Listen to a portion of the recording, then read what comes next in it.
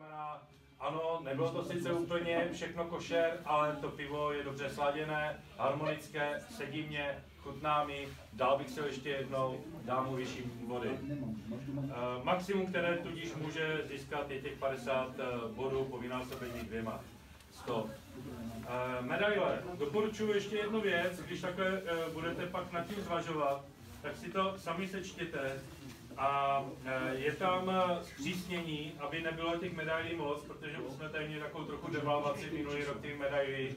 Takže už v Kostelci nad Černými lesy už jsme to měli přísnější a těch medailí se dalo méně. Je to z toho důvodu, že přece kdo má medaily, tak to pivo by nemělo vykazovat nějaké vady, ale mělo by být opravdu harmonické, dobré. A jenom něco vadí, proto má bronz nebo stříbro.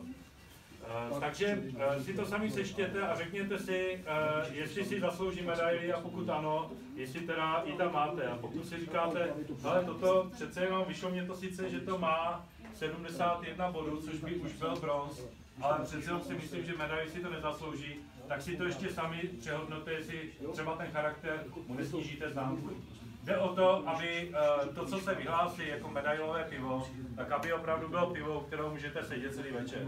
A nebylo to něco, co byste si řekli, no tak jako malá sklenička a fakt už víc nechci. Takže je to zpřísněné, ty medailové pozice, to znamená, na bronz musí mít minimálně 71 bodů, na stříbro minimálně 81 bodů a zlato je jenom mezi 90 a 5 body. Takže může se stát, že v dané kategorii nezíská ani nikdo zlato, může se stát, že nezíská nikdo ani stříbro a může se stát, že tam bude třeba 10 bronzových. Takže není to pořadí první, druhý, třetí, ale ten systém, kdo docílí počet bodů na to, aby měl bronz a na to, aby měl stříbro, aby měl zlato. Požádal bych každého, pokud možno, opravdu velmi krátce, stačí jenom 2-3 slova nebo jednoduchá věta, slovní hodnocení toho piva. To je ta zpětná vazba pro ty, co tady dávají ty vzorky, aby věděli, kde mají nějaký průšvih, kde se jim něco stalo. Takže aspoň jednoduše slovně zpětnou vazbu, buď, že to pivo bylo OK, výborné, harmonické, když to bude takové, alebo mělo tam něco a to něco je dle mého úsudku, když začnu těmi oblíbenými diacetyl, dimethylsulfid, ale může to být samozřejmě i jiná vada, anebo prostě jenom nebylo to harmonické, bylo to přehořčené, cokoliv, ale takovouto zpětnou vazbu bych každou požádal. Požádal bych, nepište zpětné vazby, je to na hovno, je to sračka, to nikomu nic neřekne a naopak to svědčí spíš o tom, že ten degustátor buď už byl moc unavený, anebo příště ho tady nebudeme chtít. Ještě jsem k tomu chtěl ještě systémově, hodí se tam nějaký body, protože se to násobí 2, tak je to relativně hrubý hodnocení, stane se, že dostanu 2-3 stejný bodový hodnocení. To samozřejmě řešit nebude, v případě, že to bude na prvních 3 místech, tak protože dostávají i za bodové hodnocení nějaké diplomy, tak na prvních 3 místech bych chtěl, aby se to rozhodlo prostě, takže na konci té kategorie by se to rychle přeletělo, pokud by na prvním, druhém, třetím místě byla shoda, tak by byl nějaký rozstřel, abych předal jenom 1 diplom za třeba za 3. místo. Jaký kartu máme? Nemáme moc zase tolik 7 a teďka na celkový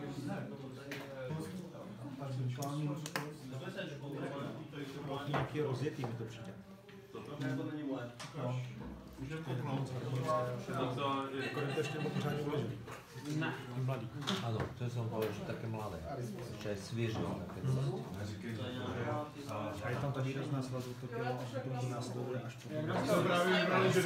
Malo by byť hladšie, také... Taký drsný. No.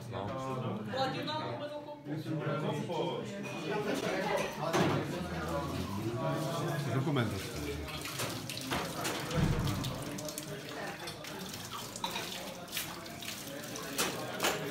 Holky, běžte se učesat, namalovat Petr v televizi. Holky, běžte dál.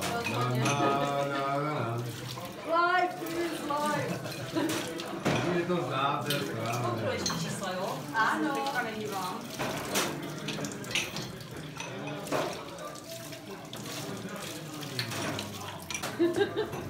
Co líbí Dona, tak musím, kdyby viděl Staňa. Jo, no, ale to je nějaké světlé, respa to se někdo je to Ečko. Ježiš. To nám zařadili, to nám zařadili.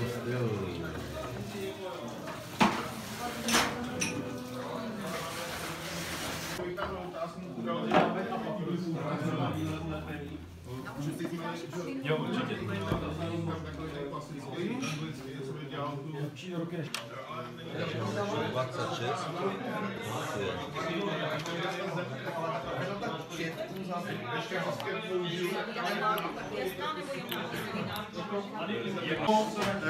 Nebylo to špatný. Ano, ne, rozhodně, rozhodně. Rozhodně ne. Sladili na takové rozlazené,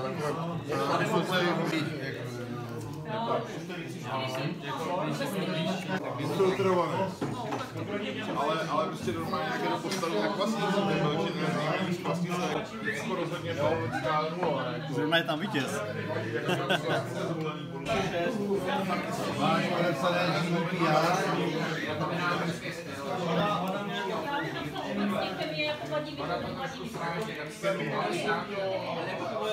Nepojďte.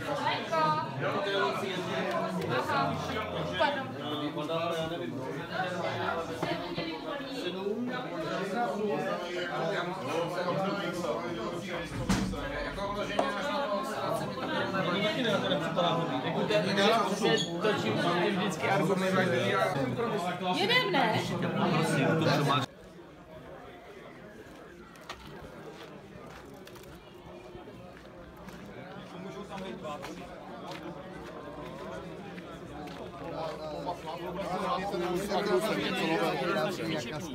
A kasket není jeden z těch nejvýraznějších. Ale jako podle mě kasket je furt jako... A jemu se musel dát prostě 1,5krát tu dávku, aby to vůbec poznal. A samozřejmě ostatní pozná.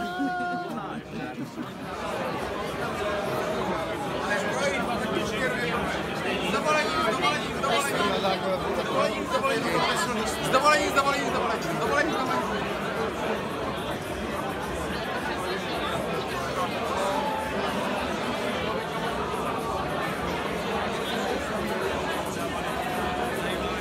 Ty vole, měl jsi tam stout ochucený, neměl jsi? Neměl. Tam bylo něco jako, že... Třešňový s dubovýma štěpkama. Něco takového, jako. Dobrý. A jsem si, že to je tvoje.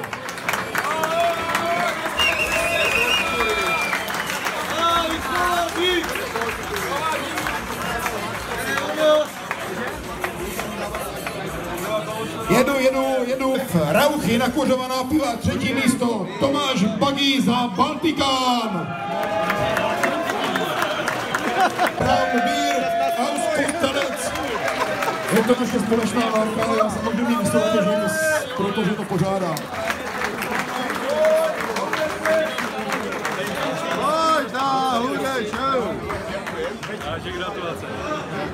Tak a první místo, Grand Prix Kostelce u Holešova, velká cena v kategorii nekuřované pivo.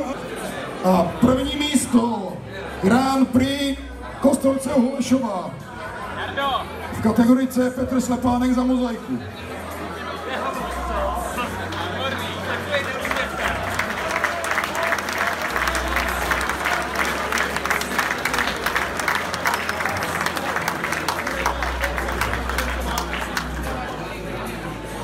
Petře, pohyb, zaber. Abych vyplnil čas, samozřejmě letos jsme opět udělovali kovová ocenění, to znamená zlato, bronz, stříbro, kostelecký škopky. Bohužel z kapacitních důvodů jsme nestihli vytisknout všechny, takže zase všechny držitelé kovových ocenění obešlu e-mailem, jako oni. A jsme tady kategorie B, polotmavé a tmavé pivo spodně kvašené. 3. místo, Libor Pospíšil za Hráčský od Čmelnu.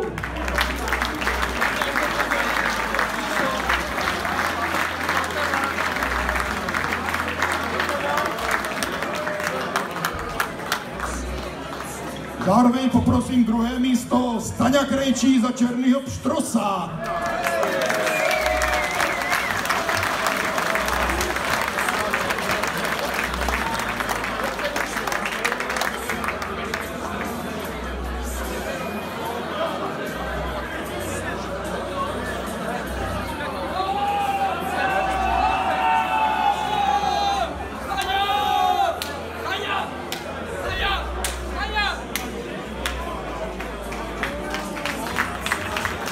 A první místo Grand Prix Kostelce Holešova v kategorii polotmavých a tmavých piv Jiří Fiala za Černého Antona.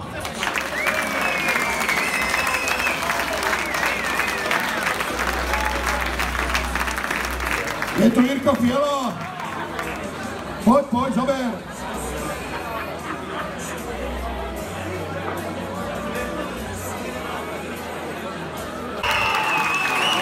Když už jsme u toho, tak doufám, že se zhruba za měsíc většinu z vás uvidíme v Litomyšli, na Litomyšlském korbelu. Bude tam náš předseda Roman Holubek, budu tam já, bude tam možná i Lukáková, uvidíme. A doufám, že to bude Tak si potřebujete si Lukáková.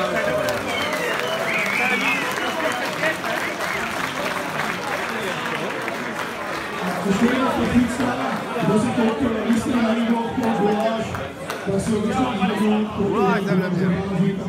Já mám nekupovat, chceš, že?